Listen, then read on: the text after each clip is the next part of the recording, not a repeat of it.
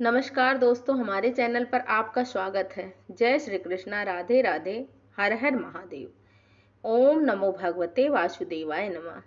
जय श्रीमन नारायण। मोहिनी एकादशी। एकादशी हमारे ग्रंथों में कहा गया है कि अगर कोई मनुष्य किसी और व्रत का उपवास करे या ना करे, लेकिन अगर एकादशी की व्रत का पालन करता है तो उसे बाकी सभी व्रतों का फल अपने आप मिल जाता है। और ऐसी ही परम पावनी एकादशी आने वाली है जिसका नाम है मोहिनी एकादशी। तो आइए जानते हैं इस वीडियो में कि इस बार मोहिनी एकादशी कौन से दिन आ रही है और उसका महत्व क्या है। इस दिन विशेष शुभ पूजा मुहूर्त कौन कौन से हैं, आइए जानते हैं। हमारे वीडियो में अंत तक बने रहें। मोहिनी एकादशी का नाम सुनते ही भगवान श्री हरि का वो दिव्य रूप स्मरण में हो जाता है जब उन्होंने देवताओं की रक्षा के लिए मोहिनी स्वरूप धारण किया था।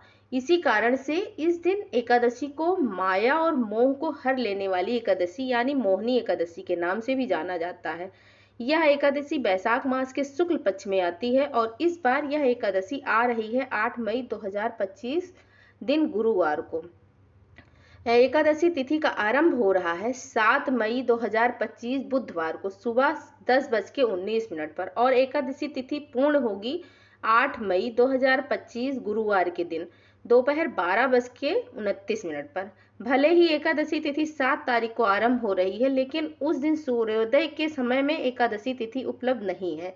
इसीलिए इस बार मोहिनी एकादशी का पालन 8 मई 2025 दिन गुरुवार के दिन किया जाएगा, क्योंकि इस दिन सूर्योदय के समय में एकादशी तिथि प्रारंभ हो रही है। एकादशी व्रत का पारण करने का समय रहेगा अगले दिन यानी 9 मई 2025 शुक्रवार को सुबह 5:36 से लेकर 10:07 के बीच। एकादशी के दिन प्रातः ब्रह्म मुहूर्त का समय रहेगा सुबह 4:10 से लेकर 4:53 के बीच और सूर्योदय समय होगा 5:35 पर। प्रातः काल में भगवान की पूजा करने का समय रहेगा सुबह 4:31 से लेकर 5:35 के बीच में और संध्या के समय भगवान की पूजा अर्चना करने का समय रहेगा शाम 7:01 से लेकर 8:04 तक। इस दिन विशेष अभिजीत मुहूर्त रहेगा दोपहर 11:51 से लेकर 12:45 तक और विजय मुहूर्त रहेगा दोपहर 2:32 से लेकर 3:26 तक। इस दिन राहु काल का समय रहेगा दोपहर 1:58 से लेकर 3:39 तक। पद्म पुराण में भगवान श्री कृष्ण कहते हैं कि एकादश तयो भक्त उपोष स्वपते नर सर पाप विनर मुक्त विष्णु लोके। महायते अर्थात जो भक्त एकादशी के दिन उपवास करके श्री हरि का स्मरण करता है वह समस्त पापों से मुक्त होकर विष्णु लोक को प्राप्त करता है। स्कंद पुराण में भी यह कहा गया है कि जो श्रद्धा से एकादशी का व्रत करते हैं वे अंत में भगवान विष्णु के धाम को प्राप्त करते हैं।